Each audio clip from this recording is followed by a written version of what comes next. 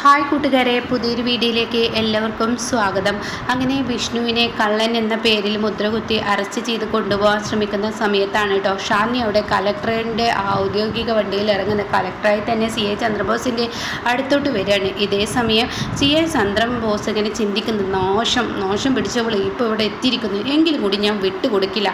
എന്തായാലും തെളിവുകൾ എനിക്കൊപ്പം ഉള്ളത് കൊണ്ട് തന്നെ ഏത് കലക്ടറാണെങ്കിലും ഇവിടെ തടയാൻ പറ്റില്ല. എന്തായാലും കലക്ടറുടെ ഭർത്താവ് എന്ന ആ പരിഗണനയൊന്നും ഞാൻ വിട്ടുകൊടുക്കില്ല എന്ന തീരുമാനത്തോടു കൂടി മുന്നോട്ട് ഇറങ്ങേണ്ടിയിട്ട്.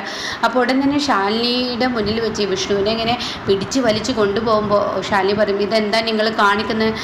മേഡം ഇക്കാര്യത്തിൽ ഇടപെടരുത്. മേഡത്തിൻ്റെ വാക്കുകൾക്ക് എനിക്ക് വിലയും നിലയൊക്കെ ഉണ്ട്. പക്ഷേ മേഡം, ഇത് കറക്റ്റ് തെളിവോടുകൂടി ഒരു പാവപ്പെട്ട പെൺകുട്ടിയെ ആത്മഹത്യക്ക് ശ്രമിച്ചിരിക്കുകയാണ്.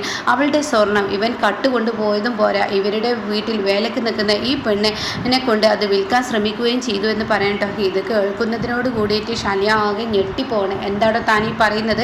താൻ ആരെക്കുറിച്ചാണ് ഈ പറയുന്നത്? മേഡത്തിൻ്റെ ഭർത്താവ് തന്നെ ആയിരിക്കും. പക്ഷേ മേഡം ഒരു കലക്ടറാണെങ്കിലും മേഡത്തിൻ്റെ ഭർത്താവ് ഒരു കൊലപാതകയും ഒരു ഗുണ്ടയും കള്ളനും. എടോ, താൻ ആരോടാണ് ഈ സംസാരിക്കുന്നത്? മേഡം സോറി ഉണ്ട് കേട്ടോ, ഇതൊക്കെ ഞാൻ പറയുന്നതല്ല, ഇതൊക്കെ പോലീസിൽ എല്ലാവർക്കും അറിയാവുന്നതാണ്. ഒരു FIR തന്നെ ഇവൻ്റെ പേരിൽ അങ്ങനെ കിടക്കാണ്, ഇവനെ അവിടെ ഉള്ളതാണെന്ന് പറയാൻ കേട്ടോ. അതങ്ങ് കേൾക്കുമ്പോൾ ഷാലിനി വല്ലാതെ അങ്ങ് ചെറുതായി പോയി. ഇതേ സമയം മേഡം എന്ത് ഇതിൻ്റെ പേരിലാണെങ്കിലും ഇയാളെ അറസ്റ്റ് ചെയ്യാൻ പാടില്ലെന്ന് പറഞ്ഞാൽ എനിക്കത് ചെയ്യാതിരിക്കാൻ പറ്റില്ല. കാരണം മേഡത്തിനെ എനിക്ക് നിഷേധിക്കേണ്ടി വരും. മേഡത്തിനെ നിഷേധിച്ച് തന്നെ ഞാൻ മുന്നോട്ട് കാര്യങ്ങൾ നീക്കുമെന്ന് പറയുമ്പോൾ ഉടൻ തന്നെ ഷാലിനിക്ക് ഒന്നും പറയാനാവാതെ ഷാലിനി അത് കണ്ടു നിൽക്കേണ്ട ആ ഒരു മാനസികാവസ്ഥയിലാവാൻ കേട്ടോ.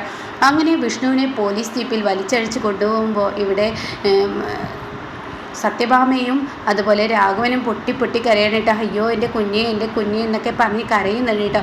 ഈ സമയം അങ്ങോട്ടേക്ക് ഷാലിനി വരികയാണ്. എന്നിട്ട് ഷാലിനി ചോദിക്കുന്നുണ്ട്, എന്താണ് ഇവിടെ സത്യത്തിൽ ഉണ്ടായത് എന്ന് ചോദിക്കുന്നുണ്ട് കേട്ടോ.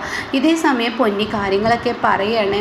ഇങ്ങനെ ശാന്തയുടെ കയ്യിലാണ് വണ്ടിയിൽ നിന്ന് സ്വർണം കിട്ടിയത്. ആ സ്വർണം ഈ പെൺകുട്ടി വാങ്ങിയ സ്വർണ്ണക്കടയിൽ തന്നെ വിൽക്കാൻ അതിനെക്കുറിച്ച് എനിക്ക് ഏകദേശം അറിഞ്ഞു. ശാന്തയ്ക്ക് എങ്ങനെ ഇത് കിട്ടിയെന്നാണ് എനിക്കറിയേണ്ടത്. അപ്പോൾ ഉള്ള കാര്യങ്ങൾ പറയാൻ കേട്ടോ. അപ്പോൾ തീർച്ചയായും അതിൻ്റെ ബാക്കി സ്വർണം ഈ വീട്ടിലുണ്ടാവുമല്ലോ. അത് കേട്ട ഉടനെ തന്നെ പൊന്നി പറയുന്നുണ്ട്, ഇവിടുത്തെ അച്ഛൻ രാഘവൻ സാറ് പറയുന്നത് എൻ്റെ കയ്യിൽ ആ സ്വർണം കിട്ടി. അച്ഛനൊന്ന് ഓർത്ത് നോക്കിയേ, അച്ഛൻ്റെ കയ്യിൽ എവിടെയാണ് ആ സ്വർണം കിട്ടിയത്?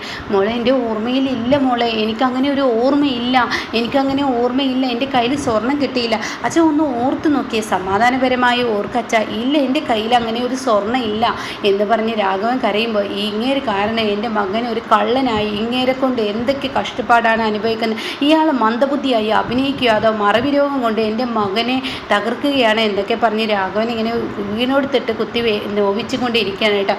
ആ സമയം ഷാലിനി പറയണേ, ആരും ആരെയും കുറ്റപ്പെടുത്തണ്ട, നമുക്ക് ഈ വീട് മൊത്തത്തിലൊന്ന് പൊന്നി ചെക്ക് ചെയ്യാം എന്ന് പറഞ്ഞിട്ട് രാഘവൻ സാറിൻ്റെ റൂം എവിടെ എന്ന് ചോദിക്കുന്നുണ്ട് കേട്ടോ. അങ്ങനെ ആ റൂമിലോട്ട് കൊണ്ടുപോവാണ്.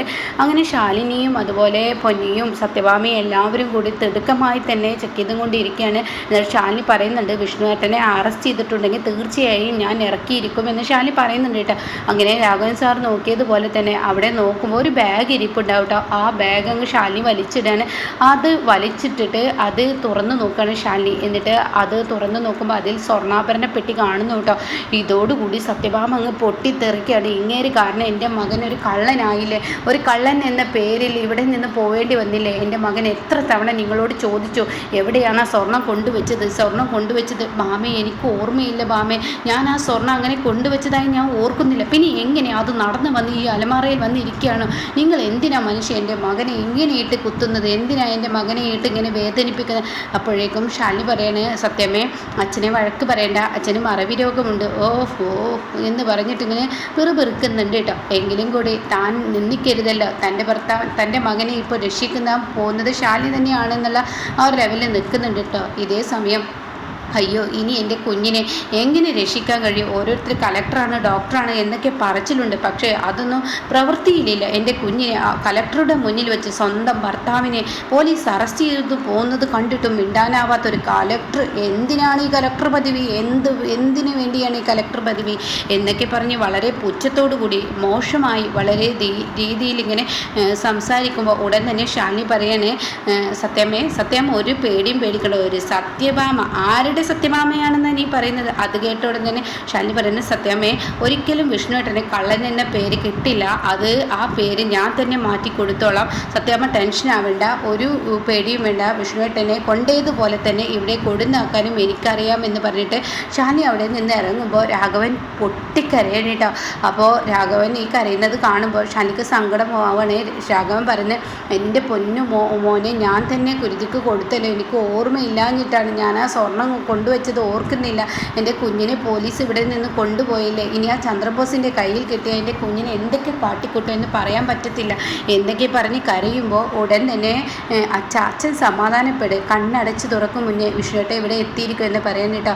ഇതേ സമയം ആ പെൺകുട്ടിയുടെ കല്യാണത്തിൻ്റെ തിടുക്കങ്ങളാണ് കേട്ടോ. കല്യാണം അങ്ങനെ ഡ്രസ്സൊക്കെ മാറിക്കൊണ്ടിരിക്കുകയാണ്. അപ്പോൾ അവളാണെങ്കിൽ നല്ല കരച്ചിലുണ്ട്. അച്ഛാ ഇനി എന്താവും, അവരോട് കാര്യങ്ങളൊക്കെ കലക്ടർ പറഞ്ഞിട്ടുണ്ട്, മോളെ പറഞ്ഞിട്ടുണ്ട് എന്നല്ലേ പറയുന്നത്, നീ സമാധാനത്തോടു കൂടി കതിർ മണ്ഡപത്തിലോട്ട് ഇറങ്ങിക്കോ.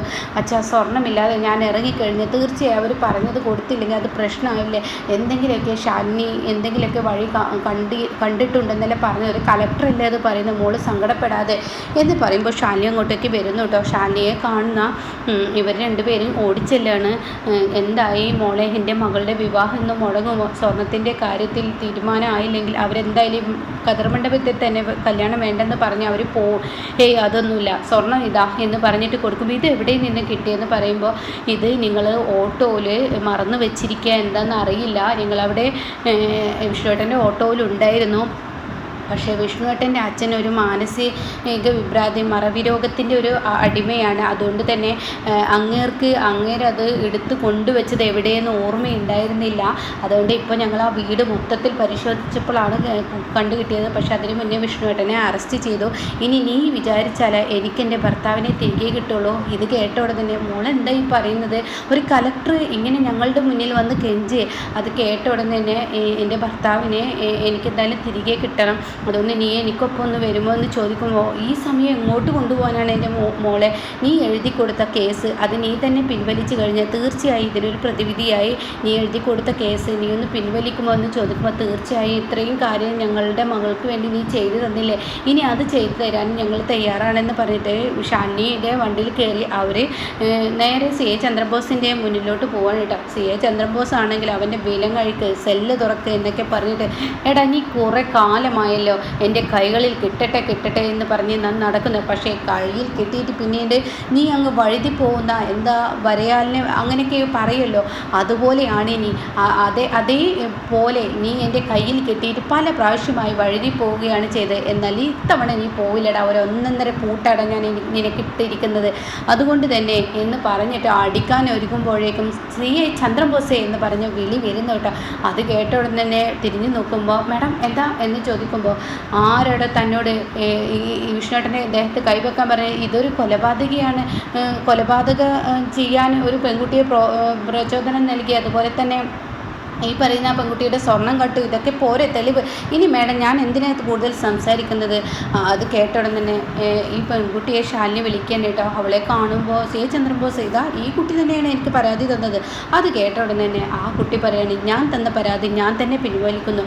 അത് കേട്ട സി എ ചന്ദ്രബോസ് തനിക്ക് തൻ്റെ സ്വർണം വേണ്ടേ, ഇവരെ ചോദ്യം ചെയ്താലാണ് തൻ്റെ സ്വർണം എവിടെ വെച്ചിരിക്കുന്നത് ഇവൻ പറയുള്ളൂ, ഇവൻ്റെ വീട്ടിൽ പണിയെടുക്കുന്ന ഈ പെണ്ണാണ് അതിലൊരു സ്വർണം അവിടെ കൊടുന്ന് വിറ്റത് എന്നൊക്കെ പറയുമ്പോൾ എനിക്ക് ആരുടെയും പേരിൽ പരാതിയില്ല, എനിക്കെൻ്റെ സ്വർണവും വേണ്ട ഒന്നും വേണ്ട, ഇയാളെ വെറുതെ വിട്ടാൽ മതി എന്ന് പറയുമ്പോൾ വകുപ്പ് വേറെയാവും, ഒരു പോലീസിനെ മെനക്കെടുത്തി കഴിഞ്ഞാലുണ്ടല്ലോ അത് കേട്ട ഉടനെ തന്നെ ഒരു വകുപ്പും വരില്ല, ഇവളുടെ സ്വർണം ഞാൻ തിരികെ കൊണ്ടുകൊടുത്തു, അതോടുകൂടി ഈ പ്രശ്നം സോൾവായി, ഇനി തന്നെ ആരെയും തൊടാൻ കഴിയില്ല, താൻ കുറേ നാളായതോ ഈ പോലീസിൻ്റെ ഡിപ്പാർട്ട്മെൻറ്റിൽ തന്നെ ഒരു അഭിമാനമില്ലാത്ത ഒരു അപമാനമായി മാറുന്ന ഒരു പോലീസാവുന്നത്, അതുകൊണ്ട് തന്നെ ഇനി വെറുതെ വിടാൻ പറ്റില്ല, തന്നിക്കുള്ള പണി ഞാൻ വഴിയെ തരാമെന്ന് പറഞ്ഞ് വിഷ്ണുവിനെ ഇറക്കിക്കൊണ്ട് പോകുമ്പോൾ ശ്രീ ചന്ദ്രബോസ് തൻ്റെ കൈമുട്ട് അവിടെ അടിച്ച് ചോരവെടുത്തുന്നൊക്കെ ഉണ്ട് കേട്ടോ.